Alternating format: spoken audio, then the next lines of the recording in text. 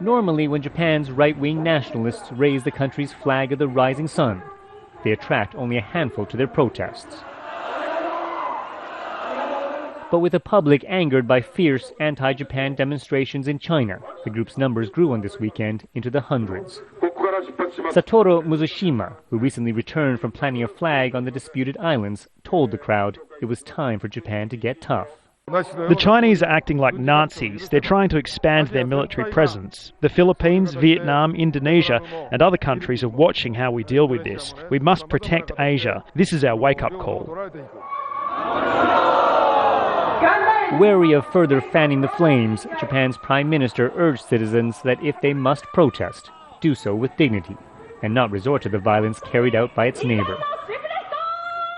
Organizers have banned their demonstrators from using any kind of racial slur in their speeches on their banners, saying that their protests will be far more sophisticated than the Chinese.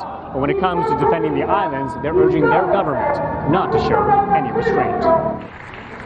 Having just fended off a leadership challenge on Friday, an embattled Prime Minister, Yoshihiko Noda, is aware his moderate stance and calls for diplomacy on the issue are losing him points in the polls.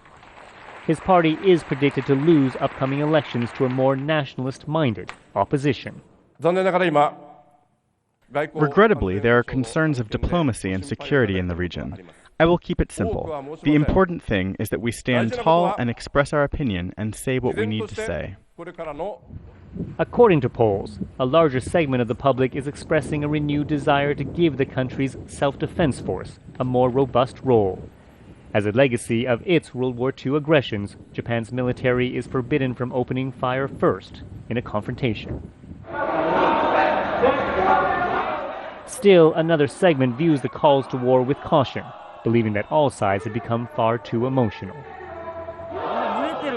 This has escalated because everyone has been caught up in a herd mentality. People should take a minute to stand apart and let cooler heads prevail. Protesters were kept a block away from China's embassy in Tokyo. And only in groups of 5 were they allowed to move closer to give and sometimes to shout their opinions. Organized restraint, and a further sign the government is trying to lower the intensity in this heated dispute. Steve Chao, Jazeera, Tokyo.